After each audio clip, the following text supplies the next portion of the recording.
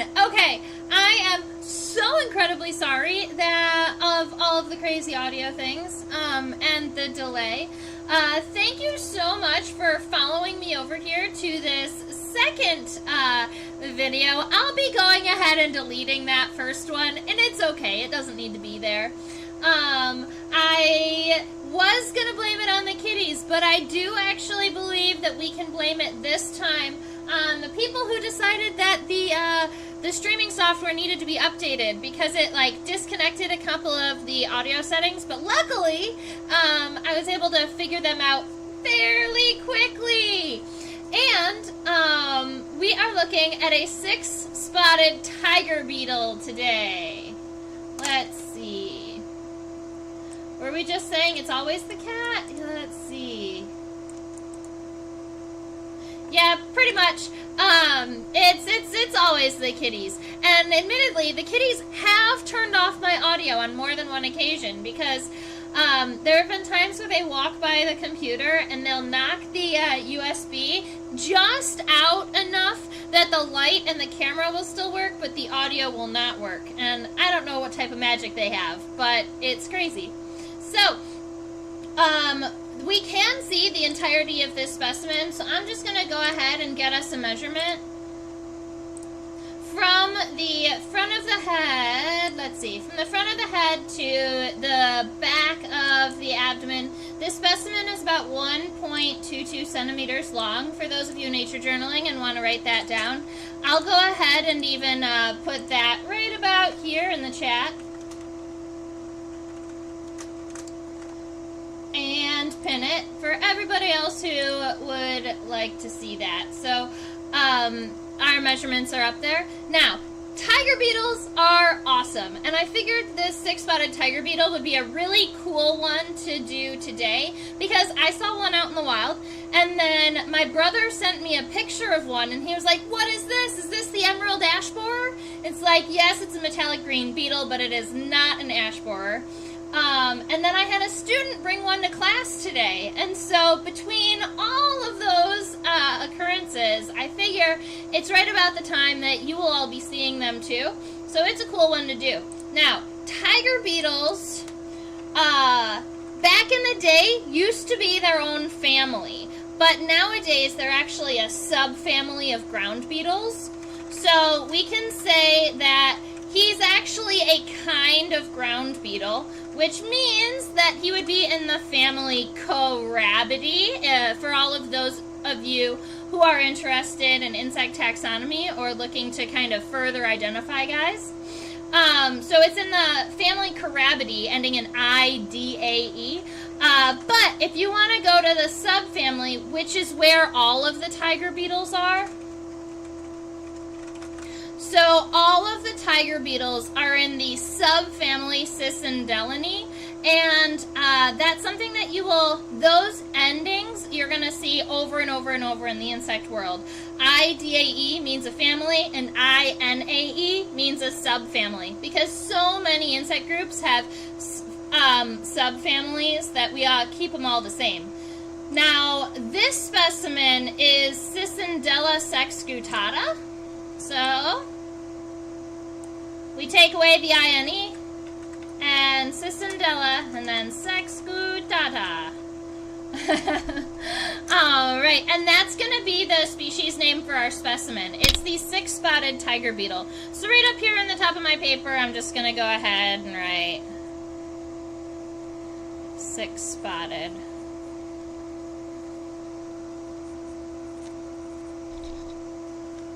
Don't mind me. Running out of room. That's fine. Alright, so it's the 6-spotted tiger. Now, the scientific name being Cicindela sexcutata. Alright, so with this species name, you can actually determine a couple of things just by knowing its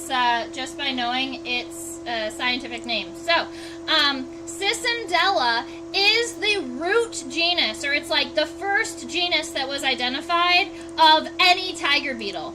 That also means that it's likely going to be the largest genus, just because it was like the first one identified, and many of them are going to fit in there.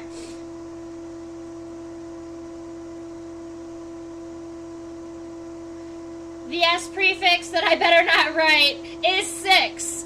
Yes. So this right here means 6. And then gutata does mean spotted. Susan, that is great. You got there before me. And so Cicindela here is that root genus. It's the first genus ever identified of tiger beetles. And sex gutata literally translates to 6-spotted. Yeah, and I think that if you wrote this, I think that if you wrote that prefix, YouTube would probably have blocked your comment. So I appreciate that. Hey, Chaos! It's been a while since we've seen you here. Welcome. Yeah, I love me some etymology too, for sure. I love learning a little bit of etymology. I also love when people know the difference between etymology and entomology.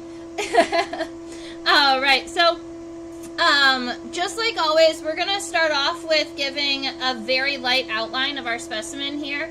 Because it's a tiger beetle, and I love viewing tiger beetles head on, we're also probably, before we zoom in and get some of those details in, we're going to look at its mandibles, because tiger beetles have wicked awesome jaws. So, I'm going to start up here at the head. And we're just going to start by laying a really, really light outline. Keep in mind that a lot of these things might change the second time we go over it and kind of zoom in and darken those shapes. So our tiger beetle is going to start off with these kind of parentheses on the edges of its head. So I'm going to pull it down a little bit. I'm going to give it a little bit of room for the antenna.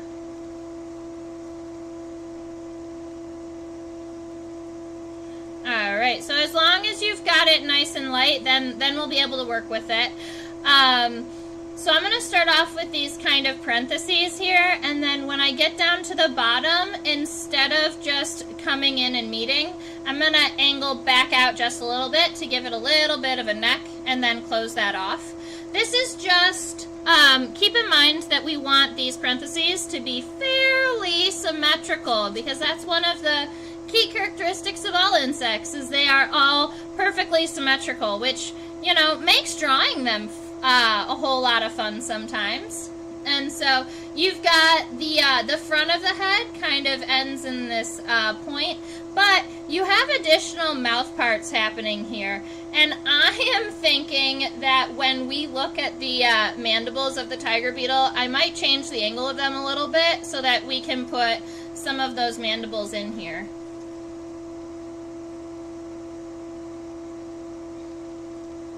Alright, so that's going to be our head. You can see that, bloop, bloop, bloop. Yeah, we're not gonna throw those antennae in just yet because they're kind of going off of the screen. But we can move on back to the pronotum. The cool thing about the fact that I can see him all under the microscope is I can take a measurement and compare the sizes. There we go. That's kind of what I figured. The length of the head from the base all the way up to this point, not including those mandibles, but from here to here, that is going to be the same length of the pronotum. So you can do this with your fingers. You can do it with a ruler if you have it on you. But you want to kind of take this size here and shift it down, give yourself a little mark, and that's as long as our pronotum is going to be, or we call it the first segment of the thorax, right? It's where the first pair of wings are connected. It's also where the first pair of legs are connected. So, from here, you can see that the eyes protrude a little bit further away from the center line than the first segment of our thorax. So,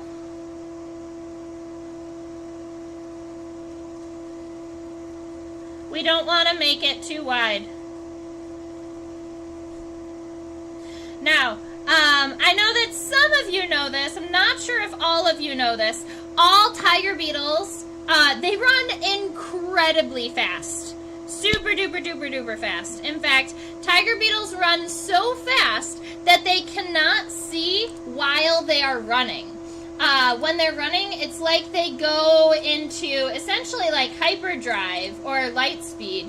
They run and everything goes kind of blank around them. And then they have to stop and look around and determine where exactly they are. I was just doing a couple measurements on the length of the elytra to see if I can get this fairly well right. And it looks like, yeah, it's kind of what I figured. Okay, so you can either, the length of the elytra is 0.77 centimeters if you were curious about writing those down. What I'm going to say is that if you take the end of the pronotum to the front of the head and then double it, that's as long as the elytra are going to be. So we're going to take kind of this size here, and then we're going to multiply it by 2.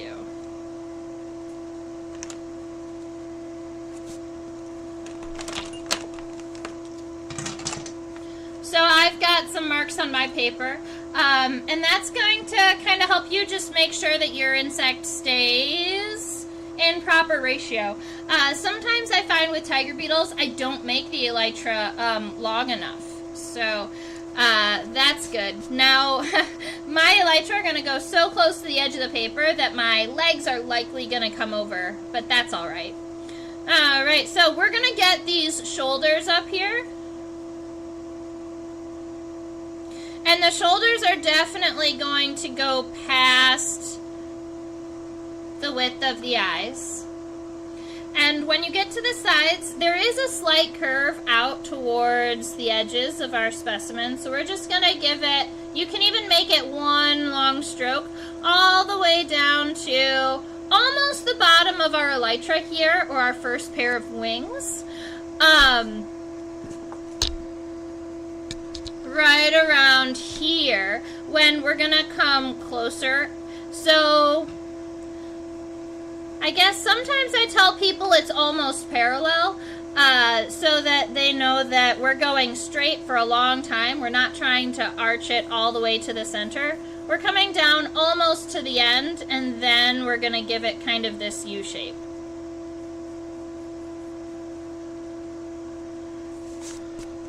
And then, as always, beetles, they have those 2 wings. So right here in the very, very center, we're going to give a straight line down. That's going to be our exact center line. Now, it may not come to a surprise to you that the 6-spotted tiger beetle is named for those 6 white spots. You're going to have one middle, you're going to have one kind of between, and then you're going to have one at the end. So those 6 spots are what they are named for, but they do kind of have 8 because there's 2 little white spots here also. So I laugh about that a little bit.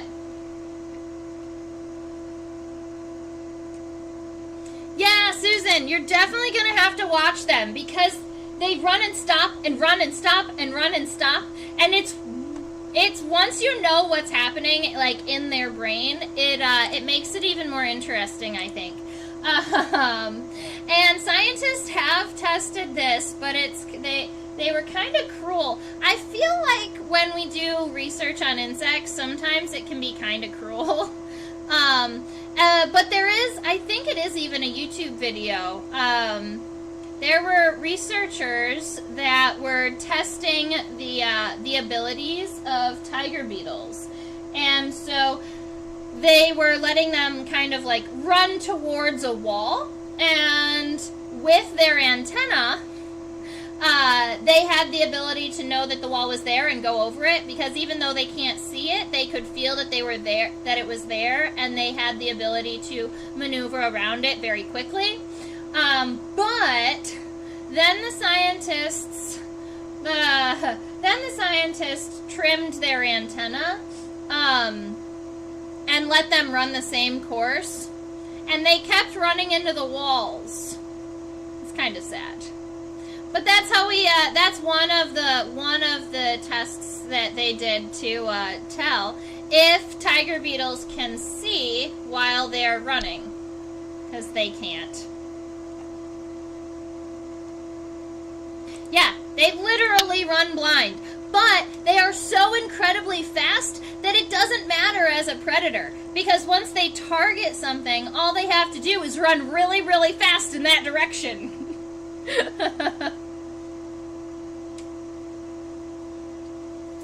I love the fingerprint lines on the top of these beetles.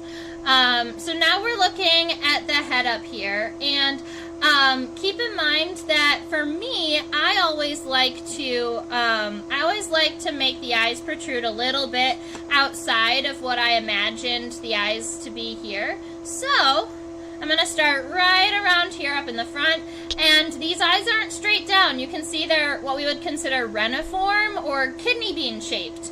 They're arched inwards on this side, and then they're going to arch kind of outward. And just make sure that that eye, you can do these in harder lines now, just make sure that that eye goes past the edge of the compound eye on both times.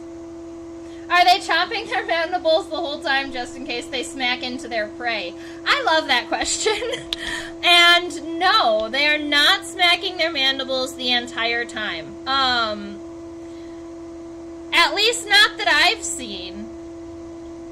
I do have a funny story though. Alright, we're gonna attempt really, really hard to get these eyes symmetrical. I'm a fan of my right eye, and so I'm trying to get it symmetrical on the left side. I'm gonna do it more like this.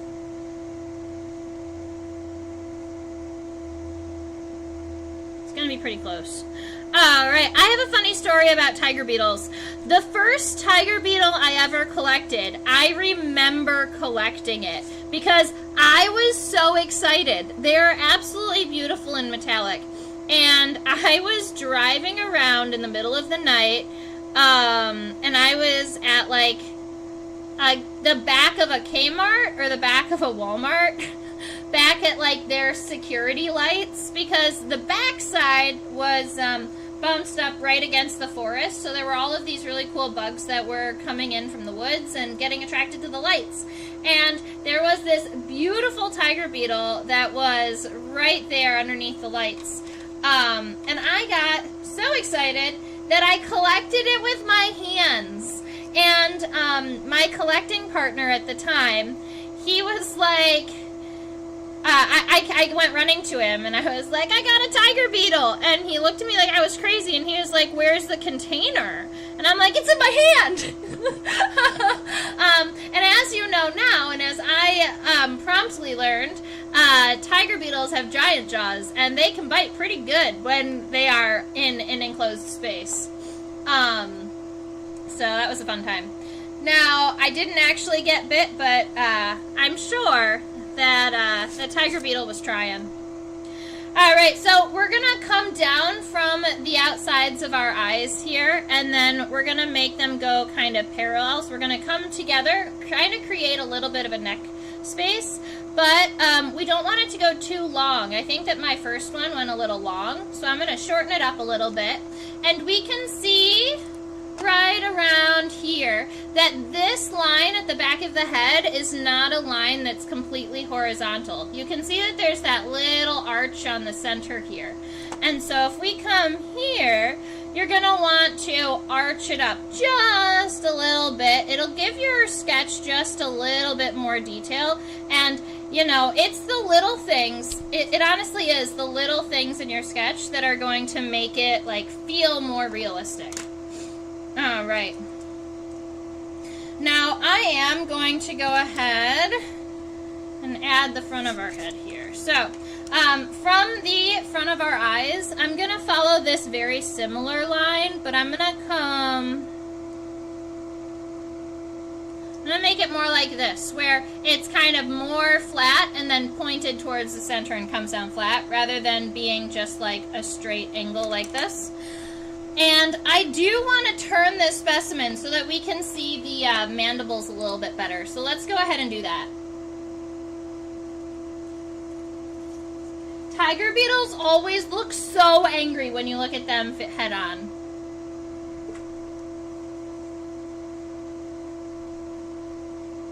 Look how angry he is. Aww. Poor buddy.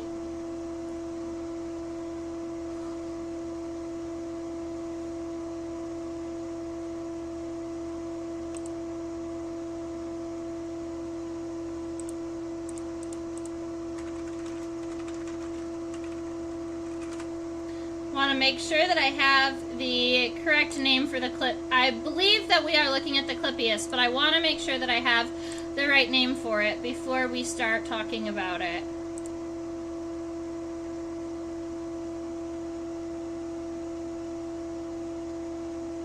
Yeah, we can see both the Clippius and the labrum. Okay.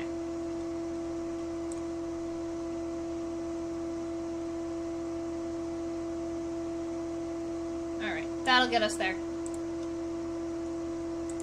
What's their diet? They are predatory. So they're going to be eating other insects. They pretty much are going to be catching whatever they can. They're going to eat whatever they can catch. And they are honestly pretty quick. They can't take down anything that has like a really, really hard exoskeleton. So generally, they're not eating other beetles. A lot of times, it'll be kind of softer-bodied things, like crickets and roaches and grasshoppers. Anything that they can catch. But grasshoppers are probably too big for them.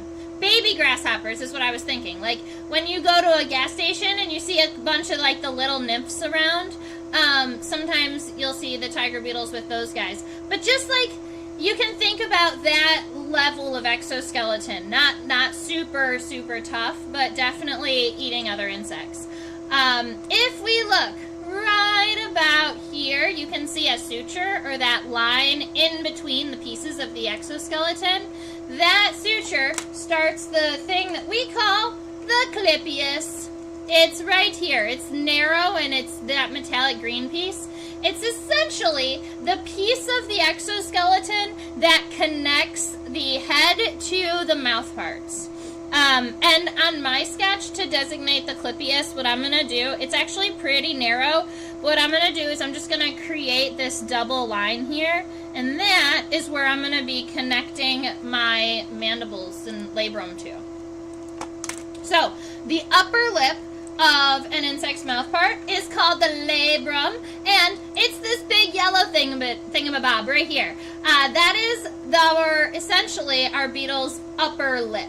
And for this guy, he has I believe I'm going to call it has about 4 points.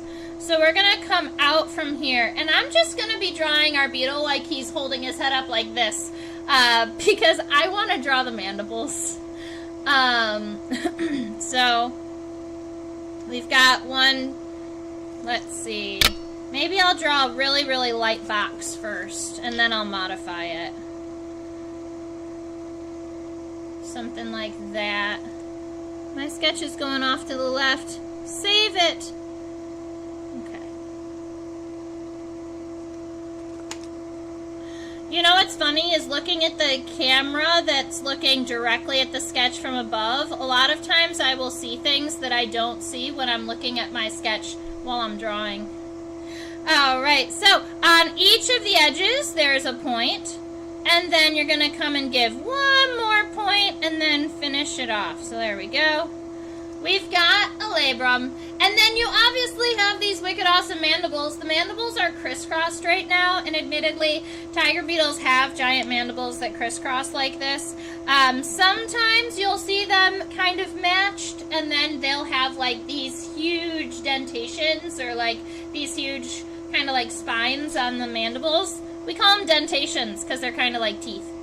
Alright, so this specimen has the left mandible on top of the right mandible. So I'm just going to go ahead and give it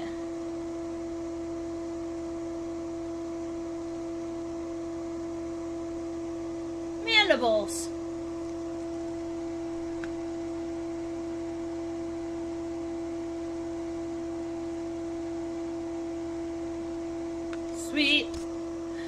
All right, so the only other thing we have to worry about with the head are the antennae. And to sketch the antenna, I really want to do it from above so that we can compare the length of the antenna to everything else. And we're probably going to do the right antenna because that one's just a little bit easier to see.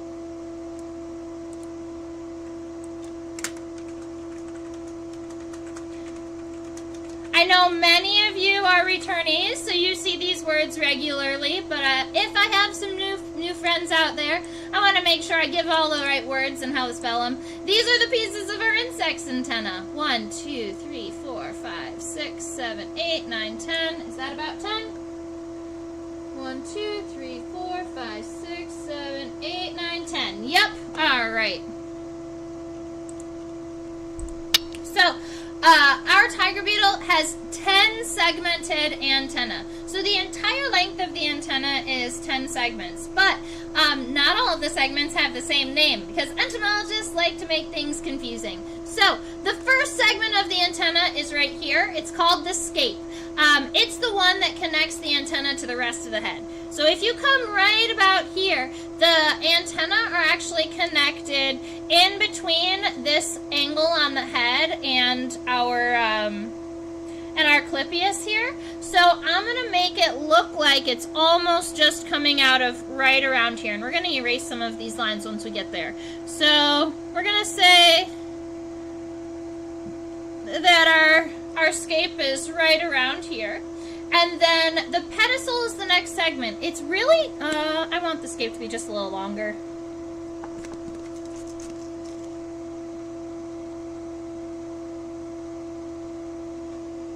That's better. Right, now, the pedicel is this next segment, and generally the pedicel is really, really small in comparison to the rest of the segments, because it's the one that really gives a whole lot of movement to the insects. If you think about like a big suit of armor, the smaller pieces create more movement than big pieces because one large chunk of metal isn't going to bend. But if you have lots of little itty bitty pieces, those bend a little easier. And then you have 8 segments that come straight, and they're approximately all the same length. The first one looks a little bit longer than all the others, but most of them are about the same length.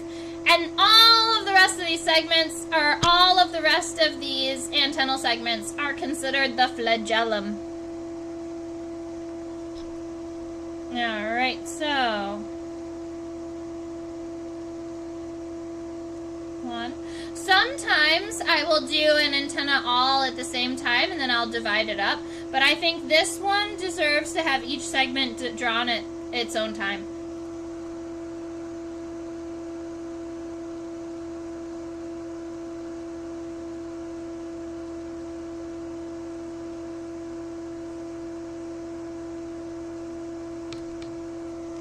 One, 2, 3, 4, 5, 6, 7, 8, 9,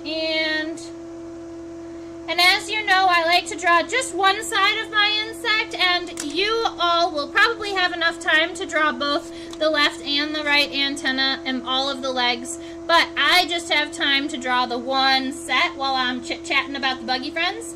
At the end of each one of the antennal segments, if we really wanted to zoom in, I do believe that they have sensory hairs, and because we were talking about, there they are, see? So, there are little itty bitty hairs on the antennal segments, and these hairs really, really help with sensing. So, the insect antenna can actually feel that it's coming up to a wall, even before the antenna touches the wall. They have the ability to sense where that is with all of these little itty bitty tiny hairs. Now, you all know that I like to cross-hatch within my compound eyes. It just makes them look more realistic because we know that compound eyes have many, many ommatidia, or those little individual eyes within there. He looks so cute so far. All right, we're going to move on. We got our head taken care of, though.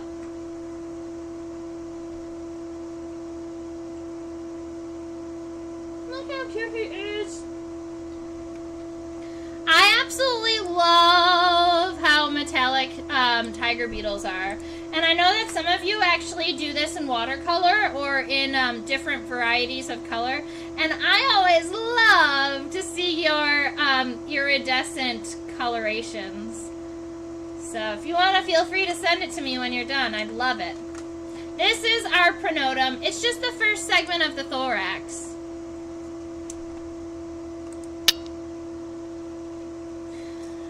Alright, now I'm going to be moving a lot of my specimen up because I shortened my head just a little bit, but I think that that's going to be okay. So from right around here, I want to make sure that kind of the top 2/3 of my pronotum is arched outward, it's convex, and then it comes down and straightens out. Insect antennae are basically pneumatic sensors. They are sensors. I'm not sure if they are, I'm not sure if they're pneumatic.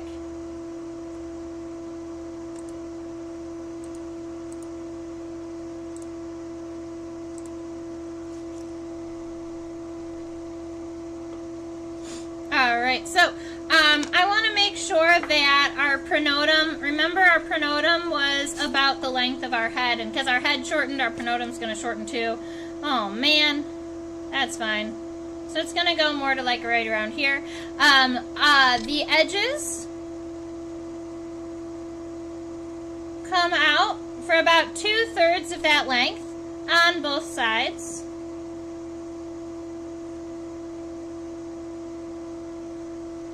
And then, once we get to about the bottom, they go parallel with one another. And it looks like, instead of just going straight across like we had postulated in the beginning, we are going to take it and we are going to do a little wave. We're going to start by coming up over the line, under, and over. And you can make yours significantly less strong. I made that kind of super obvious so that you could see what I was doing, but it's going to be more like that, where it's almost like a really, really, really stretched out M.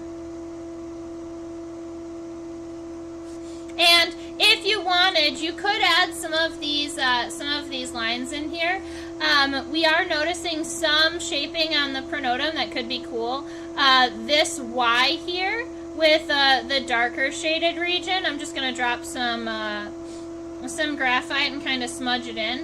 And then you also do have what looks like a line right down here through the center, and something that looks roundabouts like that. I think that those will give you some keys and clues to the shaping of the specimen. So I think that that would be kind of cool. Alright, bye Chaos, have fun! Hey Fairy Tale, how you doing today?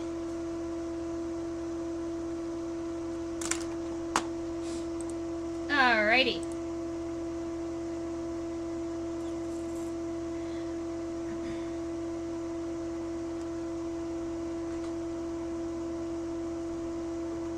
I'm so happy I was able to get the audio back. There's so many of you here today drawing the tiger beetle with us, and I'm just absolutely having a blast. I'm doing really good. I saw a 6-spotted tiger beetle today at the Nature Center, and I got all excited. None of the students saw it because it ran away too fast. But admittedly, that's what they do. They run. Okay.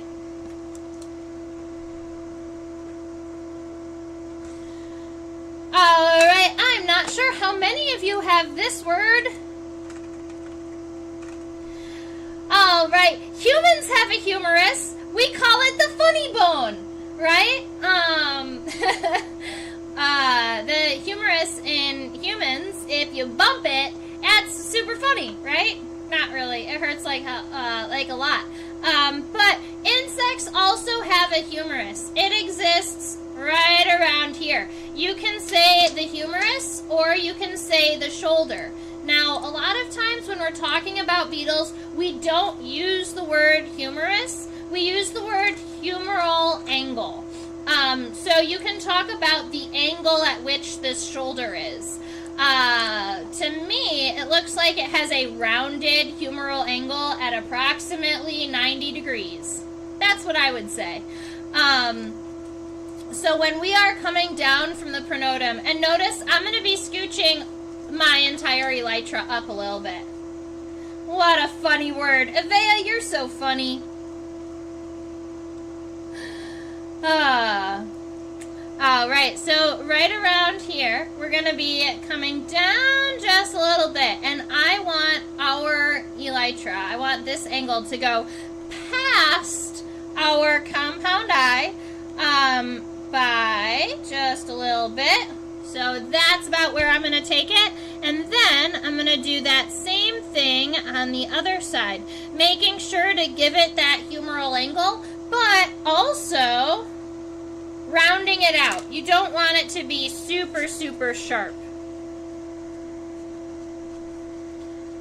Now, because I shortened, funny enough, because I shortened the head and the pronotum, the elytra is going to get shorter too.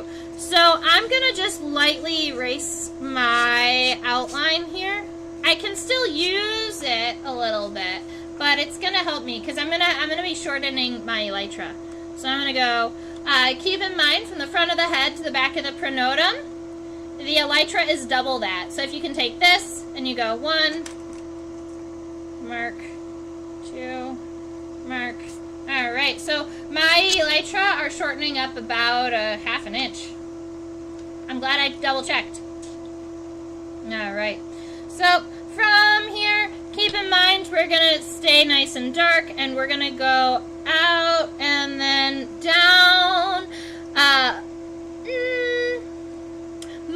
We're gonna call it most of the way. We're gonna be parallel most of the way, but then once we get kind of closer to the edge of that bottom, make sure that we come back in and we sharpen that out. It's gonna be more like a U here. Now, some tiger beetle experts suggest that you dissect tiger beetles to properly identify them. So you have to kind of pull their genitalia out and put it on the pin, and that just makes me sad. So I generally don't do that, but this tiger beetle is common enough that you don't need to identify it using that, which is good. Now, you'll see that the elytra on my specimen are kind of opened a little bit, and you can see that angle there. This, normally these specimens, their wings will meet central in the body, so you don't have to worry about that. I'm going to zoom in and check out what's happening up here before I draw it.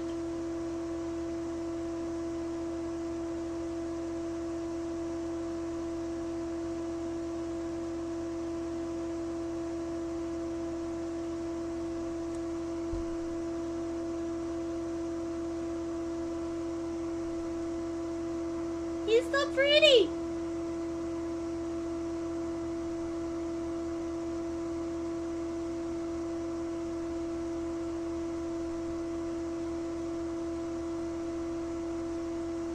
I agree. Tiger beetles are awesome. They have these like absolutely beautiful metallic colors. And you know what? Maybe after we're done drawing this tiger beetle, I'll pull my tiger beetle drawer out and we can just scroll through them under the microscope so you can see the rest of them. Now, this triangle that exists right around here, bloop, bloop, bloop, that triangle, that's the scutellum. It exists in between the two front wings here. All right. Yes, show us all the tigers.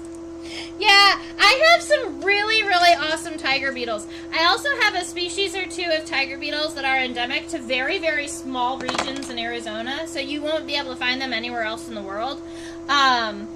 I went out with a tiger beetle expert at some point and we walked out into the middle of the desert, and it was amazing. Holy punctations, Batman! I love love that saying. And yes, the punctations are wild on this specimen. And the colors are created not from pigment, but from little itty bitty crystalline structures. If we zoomed in, like, on a scanning electron microscope, like at a micron level, you would see these little itty bitty gem-like crystalline structures on the outside of the exoskeleton that makes them metallic like this. So cool. All right. Let's see.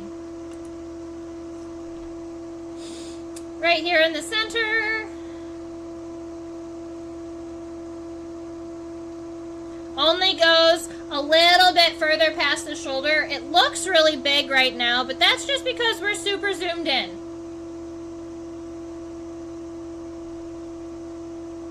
Love that little bronzed edge. Oh, man.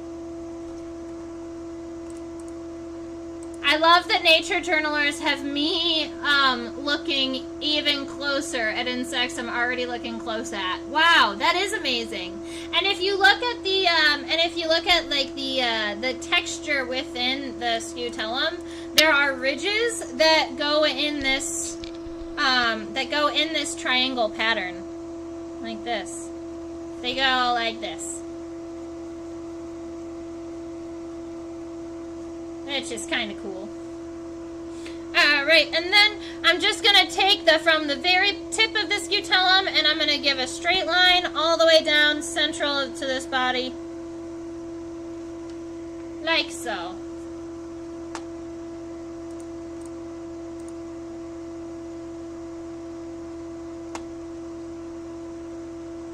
Don't mind that golden dot that you're seeing on the screen. That's just the pin. It's out of focus because it's up closer to the camera.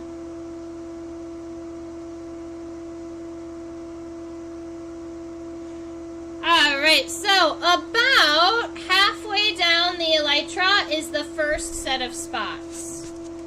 I have actually a mark on mine where half is. Yeah, it is about half. I had a tick embedded in the back of my shoulder, and it still itches, driving me up a wall. Alright. How many of you that are bug people or people who are out in the woods all the time, how many of you have gotten ticks yet this summer? Because I have had 2 already. I cannot believe it. Alright, let's see. I'm going to go right around here, and these spots are not exactly circular spots. They're kind of triangular. They're flat on the edge of the elytra, and then they point towards the center. And the edges of these triangular spots are not exactly straight, so they can be, you know, naturally wavy. And they are also not exactly symmetrical to one another. So this is another one of those, this is one of those structures that exists on both sides of the insect, but it doesn't always have to be exactly the same. Oh, Fairy Tale, I am jealous. Oh, Susan, you haven't had any ticks yet either. Oh, man. You guys are good.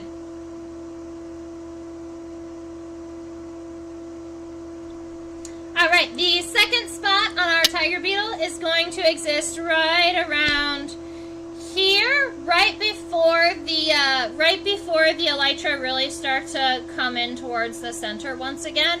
It's going to be flat along the edge of the elytra and round out. And admittedly, the shape of these spots is not incredibly important, just that the spots are there. So, you are okay to freehand these a little bit.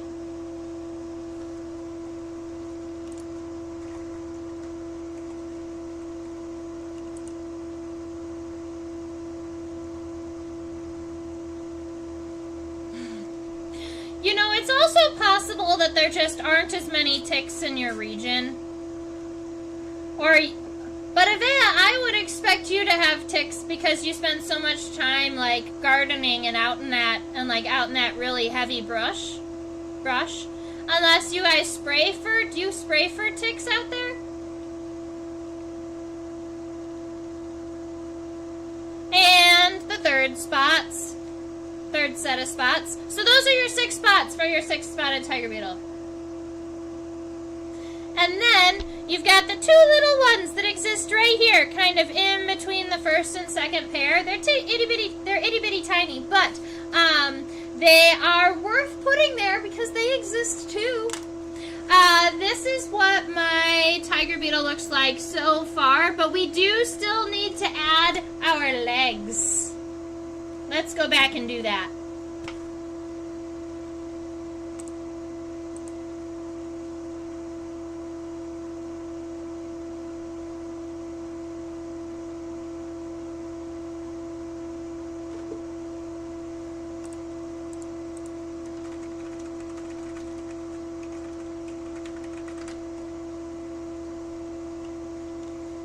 Okay.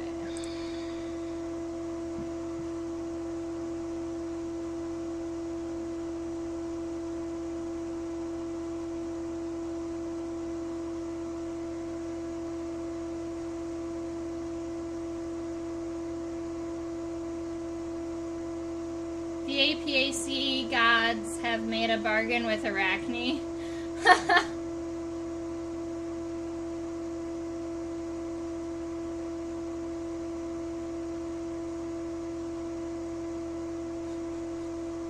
You guys are so funny. Alright, so there is no way for me to get the femur, the tibia, and all of the tarsal segments into one focus. So what I'm going to do is I'm just going to zoom out a little bit more, and we're going to focus on the first 2 segments of the leg, the femur and the tibia, and then we will switch it over and we'll look at the tarsal segments.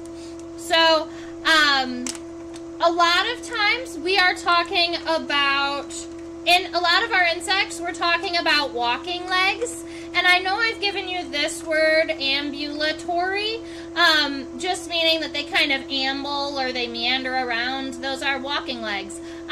Things like ants and termites and a lot of beetles, like they're kind of your basic insect leg. Now, tiger beetles, structurally, their legs are very, very similar, except that they're very, very long, and all of the segments are kind of elongated because they are specifically designed to run. So running legs actually get their own name. And it's funny because it's kind of it has a very similar beginning of the word as cursive, like writing really fast. They are cursorial.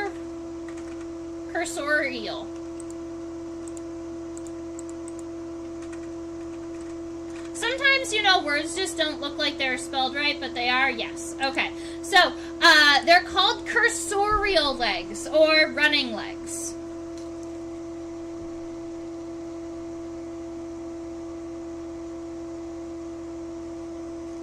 So our front pair of legs are connected right up here in the very, very front of the pronotum, or the first segment of the thorax.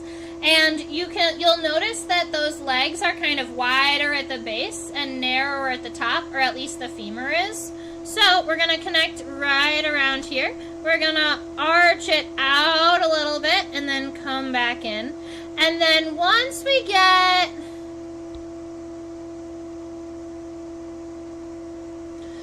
to about 2/3 of the way up the compound eye is what I'm thinking. We'll base it on the eye. So once you get to right about here on the compound eye, that's where you're going to want to stop.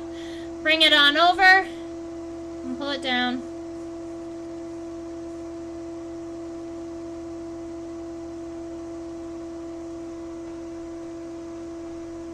That's about right. I feel like it could come out. I feel like I could angle it out just a little bit more. I think that I kind of curved it up a little bit.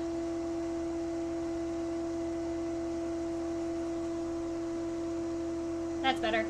Okay, so that's going to be our femur. The next segment of our leg is the tibia. I'm going to erase 6-spotted up here because I think that the tarsal segments are going to be there.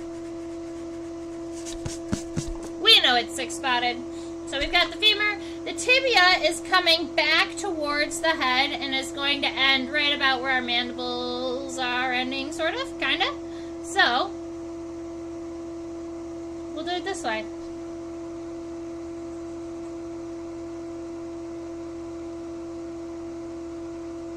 The end of the tibia does have a little bit of a flare, so it does kind of widen out at the end in comparison to the beginning. You do also have tibial spines.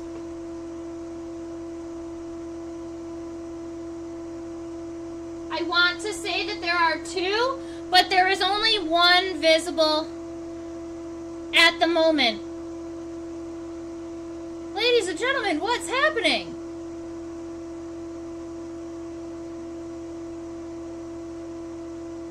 Are you seeing this? I'm so excited.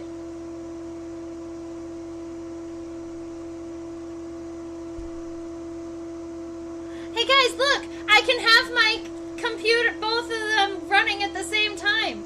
That's never happened ever since I've started doing this. Alright, it's okay that they have the weird audio, but does that mean I also can't freeze my screen anymore?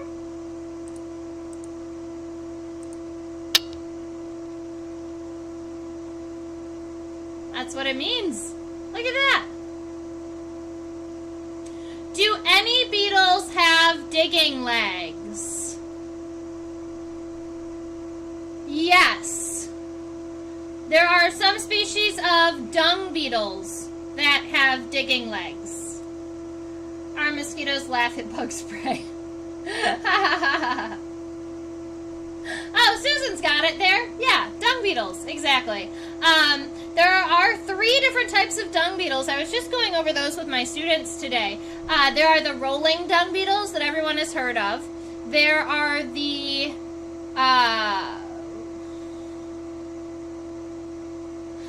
tunneling dung beetles, and they dig underneath the dung over and over and over again until the dung is buried, and then they live in it.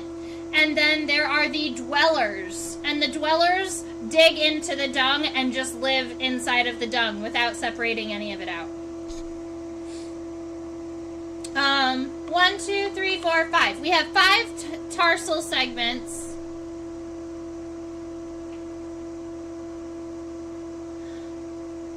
We have very fine combs on the inside of the tarsal segments of the front legs, and I believe that that is characteristic of tiger beetle males. They have combs on the front legs so that they can kind of tap and comb during the mating process. Alright. 1,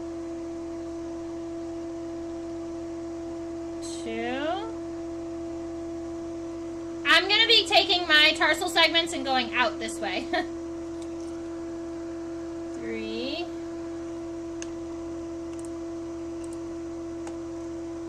I'm kind of excited that I don't have to turn off my screen every time, but also I'm so used to having to turn them off that I'm gonna have to get used to doing it a new way.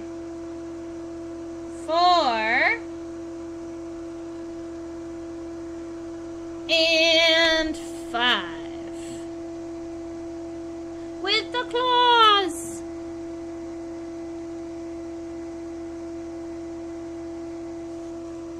Alright, so you got these nice long legs. Just make sure that each one of those tarsal segments is straight. It's okay that overall it bends, but you want to make sure that each one of the individual rectangles is straight.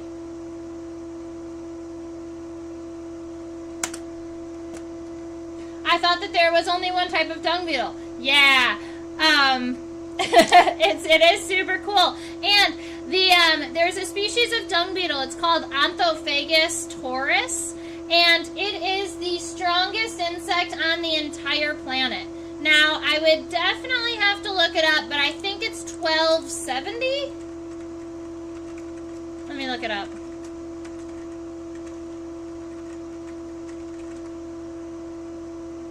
1140. This dung beetle has the ability to pull 1,141 times its own body weight. It's the strongest beetle, strongest animal on the planet by body weight.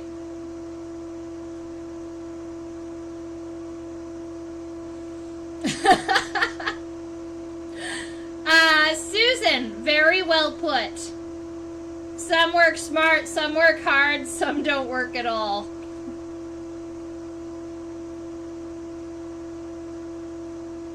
Some are just like, screw it, I'm living here. Why move it? Yeah, so many people believe that the Hercules beetle is the strongest insect on the planet because it used to be. And then there was a dung beetle that beat it.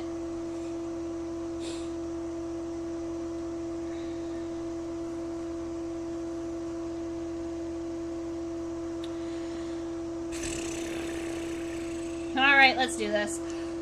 So, my middle and hind legs are tucked against the body, but I do want to tell you that the tarsal segments, the tarsal formula is 555. So you've got 5 tarsi on the first leg, 5 on the middle leg, and 5 on the hind leg, and they are all going to look fairly similar. The hind leg tarsal segments are going to be lengthened, though. They are very long.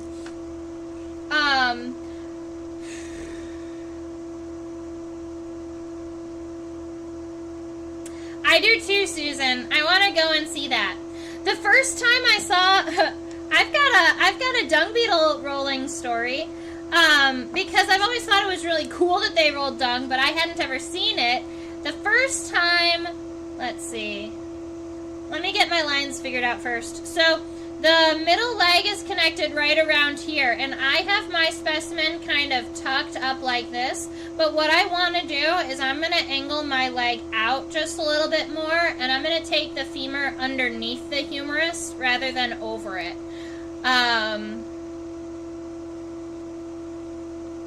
Something more like that. Okay, so the first time that I saw a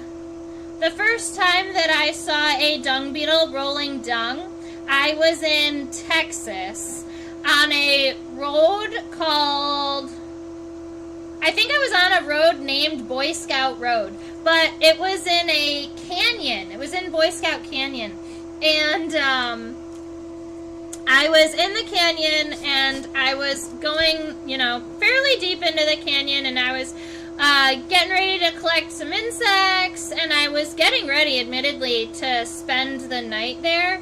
Not camp, but I was gonna set up a black light and just hang out there for a moment, that night.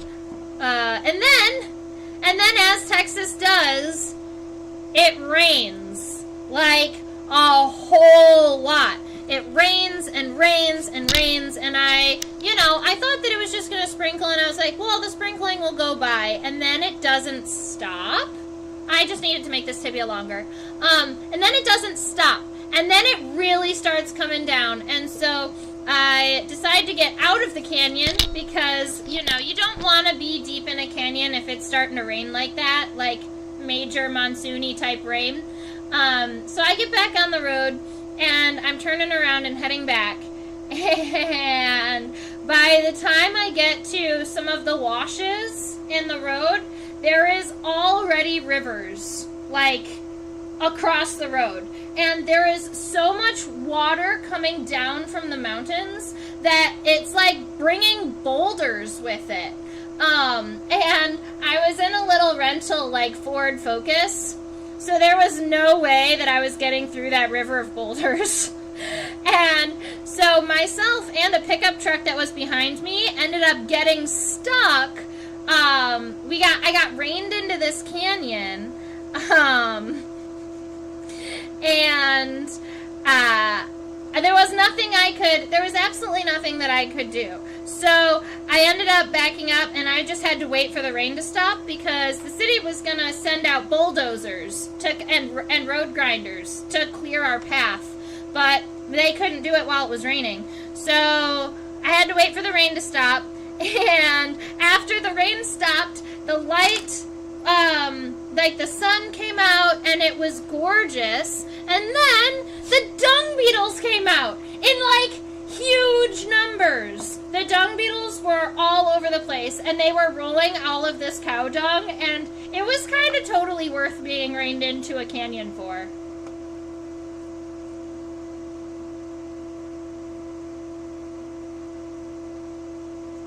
Yeah, it was a little scary for sure. Like, because the boulders were coming down from the mountain in these these rivers and blocking off the roads. Admittedly, that wasn't the only time that a monsoon storm had stopped me from either getting out or getting in. Yeah, scary. But I mean, it makes for a great story nowadays. So we've got that middle leg with 5 tarsal segments. I kind of drew it while I was talking. The hind leg, you'll notice, is going to come out right here at that first spot.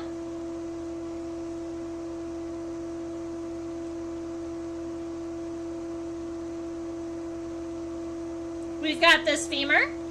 The tibia is going to, I'm going to point the tibia straight down. So it's going to more like this.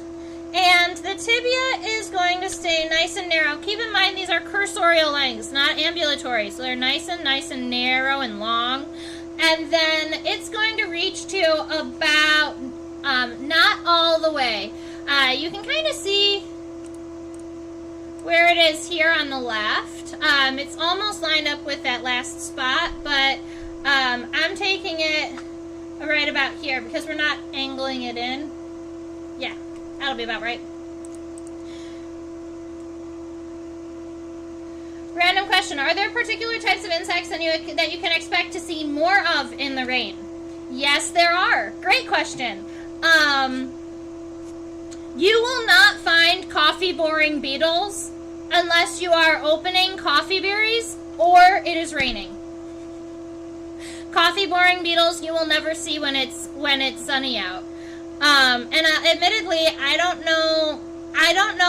have like a huge list of insects that come out in the rain, but I do know that coffee-boring beetles. All right, we're gonna look at the tarsal segments on the hind leg, and then I'll talk to you about coffee-boring beetles.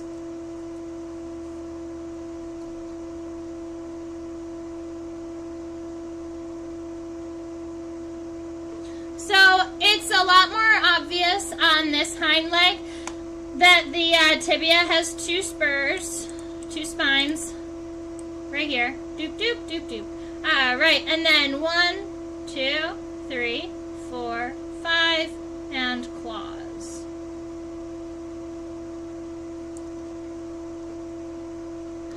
That is not any additional spine or anything on the claw. It's just holding on to something, like a hair. Okay. Excuse me, neither coffee nor beetles are boring. Oh, you're so funny.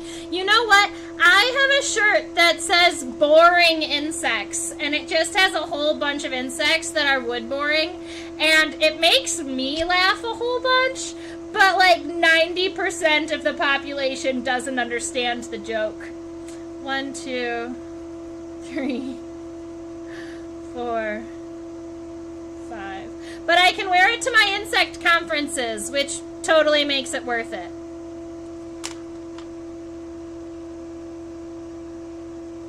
Yeah, Evea, we were talking about the coffee-boring beetles when we were walking around. So, here's the thing. The coffee-boring beetles, they bore into coffee berries, and they lay their eggs, and their babies, like, live inside of that berry. And they pupate inside of it, and then they mate with their siblings inside of that berry.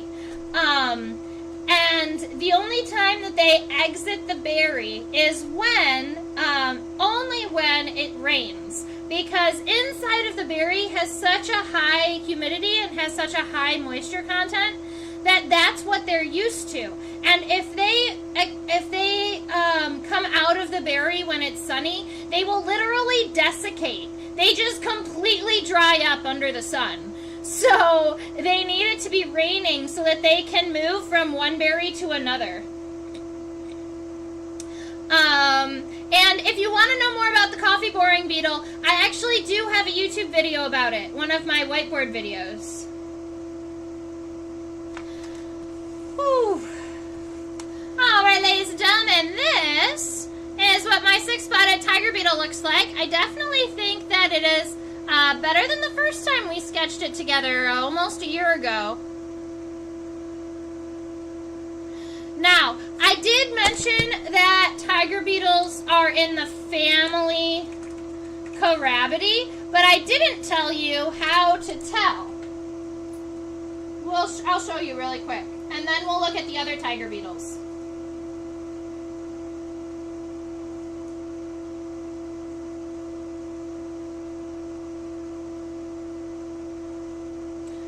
To tell if it is a ground beetle,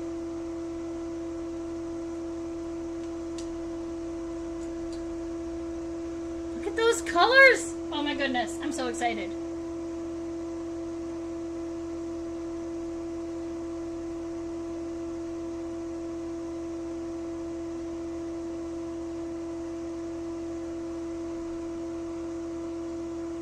Come on, come on, come on. You got this, Mr. Microscope. Here we are, here we are. There. What is happening?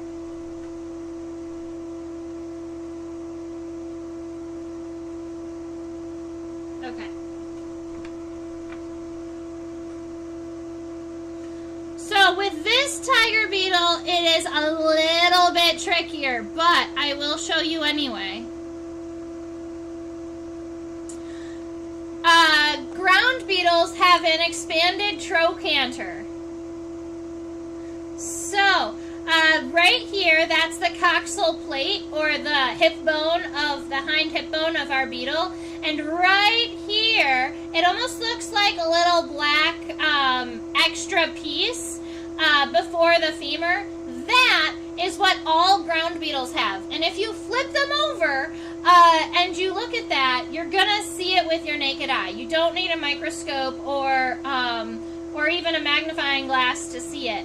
A lot of times the big ground beetles have these like huge trochanters, and it just makes them look super, super muscly. Now, admittedly, if you see a ground beetle and you pick it up, the likelihood is that it's poisonous, so it's going to like make you stink. Each ground beetle has its own kind of unique scent. And so I would suggest not picking up ground beetles if you're not interested in that. But admittedly, whenever I go on road trips or go collecting, I feel like I smell like a new bug every day. It's like, it's ground beetle day. It's vinegaroon day.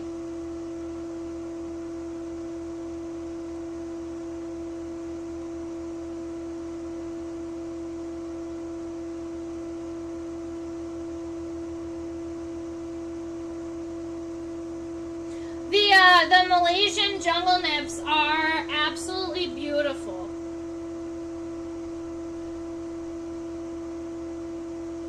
Alright, so I'm going to say I do not have all of these tiger beetles identified to species.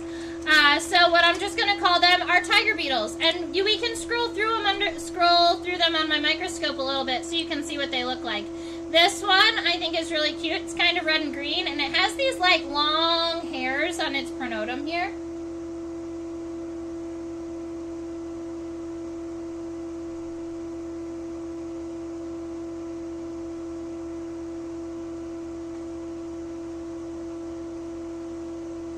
This one is more of a metallic red color.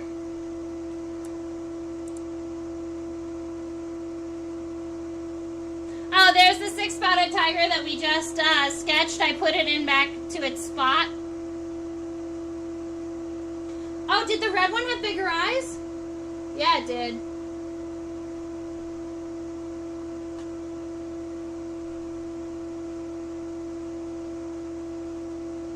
Cool. next one. We're going to the next one. What is it? This one.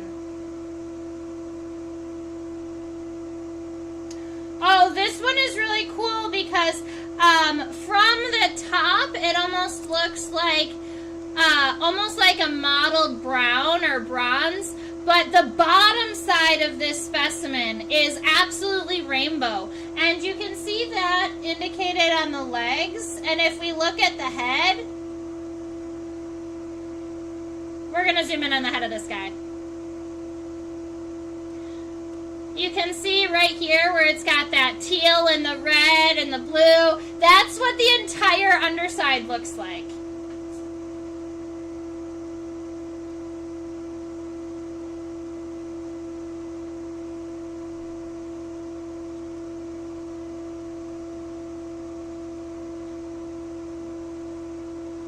I love this one for the for like this beige patterning on the edges.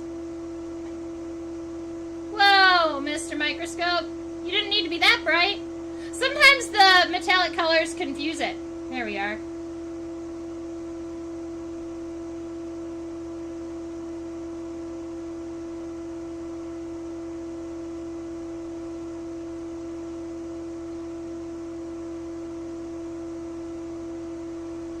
This one looks very similar to that second one that we saw. I wonder if they're from the same place. Nope. One of them is from New Mexico and the other one is from Iowa. So they are likely different species.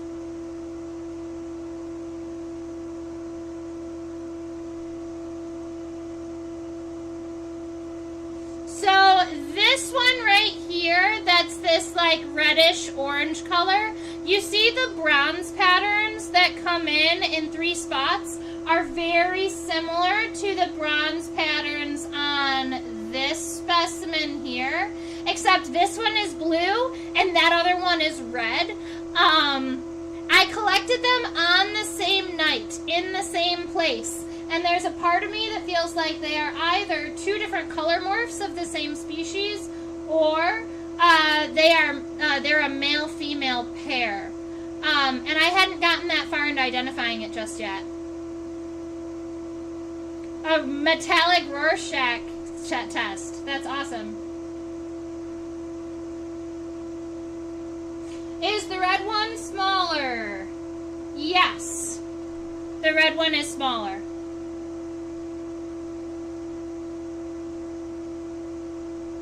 This is another one of those that almost looks brown, kind of boring on the top. But if I was to zoom into that head and that pronotum, the light that would bounce off of it would come out mostly rainbow. Let's see. Look at how pretty. I love when that teal color comes out. Oh no, I bumped it too much. Come back.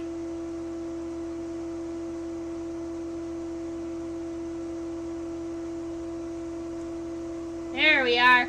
So yeah, I love right there on the edges of those pronotum, where you can see kind of it gets that really, really dark blue and dark green colors. All right, one more. I like myself some tiger beetles, so I have a good number of them in the collection. And this one just has lots of spots. And this one doesn't have its locality labels yet, which means it was collected within the last year.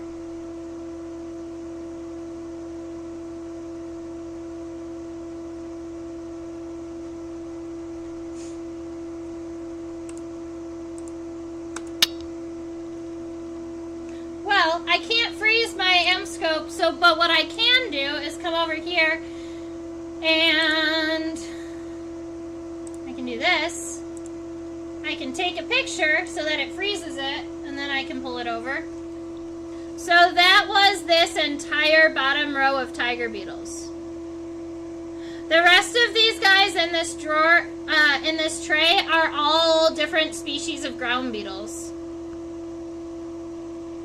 They're all carabids. The warrior beetle has really, really giant trochanters, so I can show you it on this guy, I think. It's easier to see than on that other one we saw.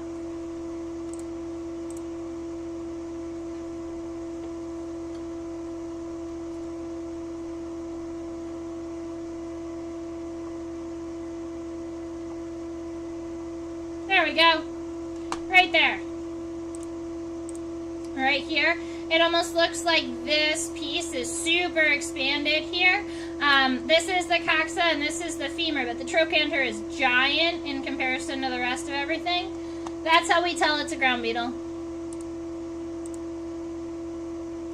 All right, yay! I'm not sure, let's see, where is coffee native to? I'm not sure exactly where coffee is native to. I do know that coffee is grown in a lot of Central and South American countries, but I'm not sure where it was originally found.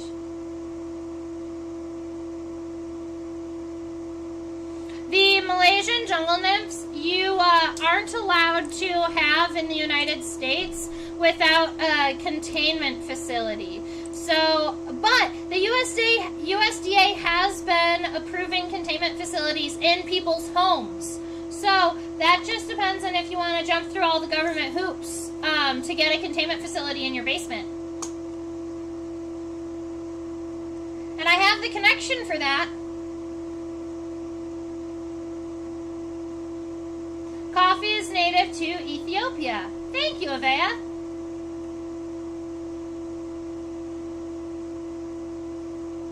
Oh. Random question. Are there particular...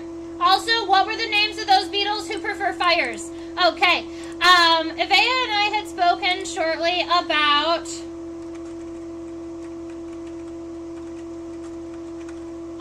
fire-loving beetles is generally what their common name is. The genus of these beetles is Melanophylla. Melano, meaning kind of dark, and phylla, meaning loving. And it's just because they love ash and they love like charred wood. So I actually have a video on these guys too, but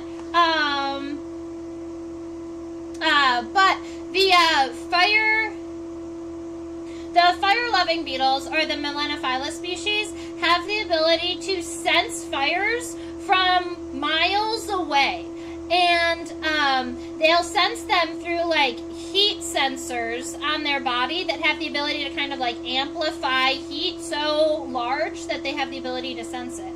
Now, those heat sensors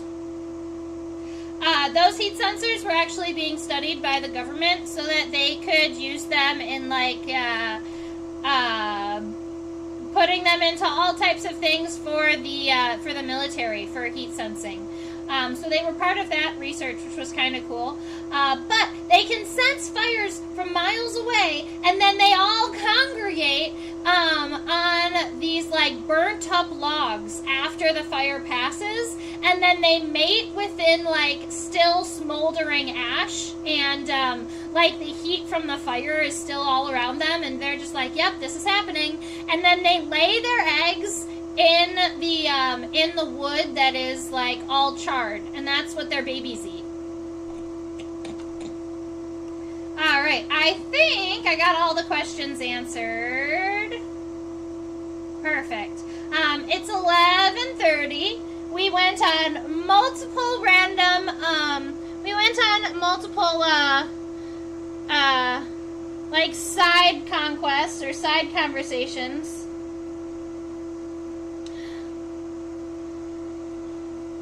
This is a beetle with what I would consider digging legs.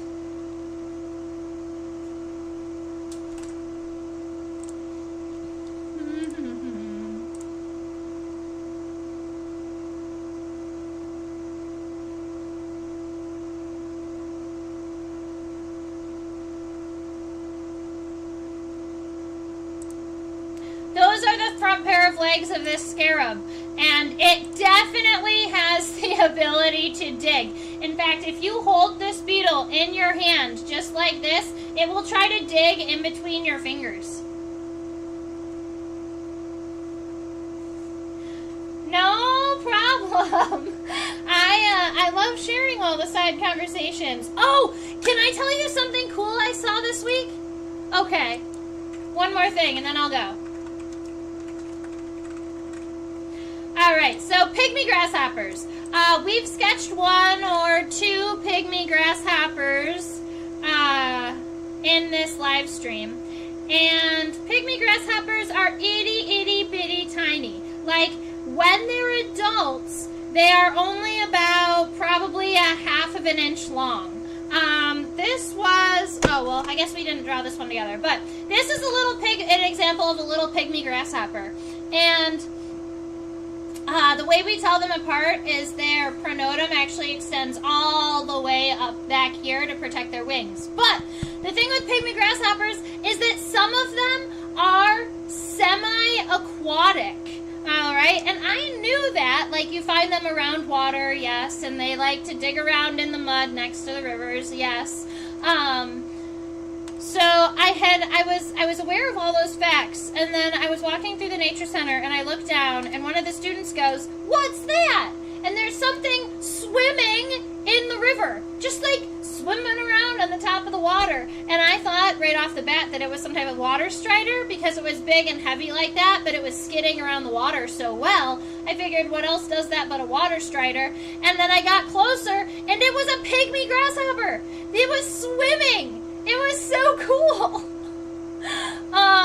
I guess there are some species of pygmy grasshoppers that, as a defensive mechanism, if you get too close of them when they're on the edges of the water, they jump into the water and start swimming around.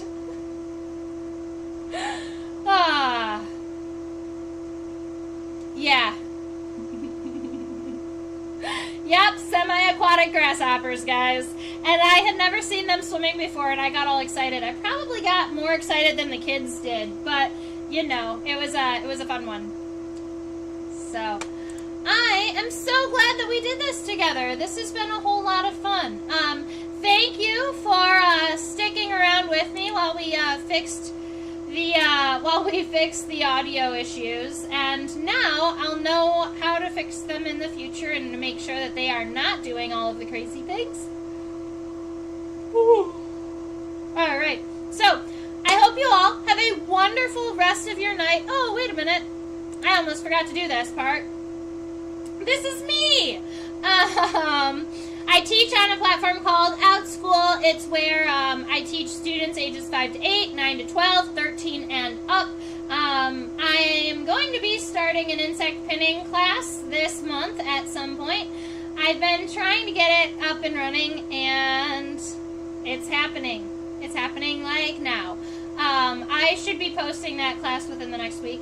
That is your reminder to subscribe to my channel. But all of you who are chatting and hanging out with me today, I know you're already subscribed. So that's, so I thank you very much. That is your reminder that if you've really enjoyed our time here today and you want to help support Insectopia, if you want to help support Insectopia and help me buy more, insect pinning material and those types of things so that I can keep my collection growing and happy and help me come and see all of you guys, that is always super appreciated. That is my email address. If you have drawings from today that you would love to share with me, or you have colored them, or if you have questions about bugs in general, go ahead and feel free to email me. I might be a little bit behind on my emails at the moment, but I plan on catching up this weekend. All right. And at Insectopia 2015 is my Instagram and my Facebook handle. So you can find me as long as you put 2015 at the end of Insectopia on either Facebook or Instagram. Oh, thank you, Avea. All right, so shout out to Avea and Susan and Fairy Tales, and I know Chaos was here for a while.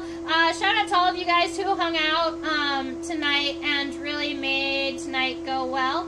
And Wilhelm, he was there for a minute. He said Beetle. I'm not sure how long he stayed around, but I really appreciate all of you, and you're the reason that I do this. So tonight was Bug Facts Bonanza. I just couldn't help myself. They just kept coming. So I mean, you know, some days we stay on topic, and some days we definitely do not. And honestly, it depends on you, ladies and gentlemen, too. So when you ask me questions, that's what puts me on tangents. All right. Have a wonderful rest of your week, and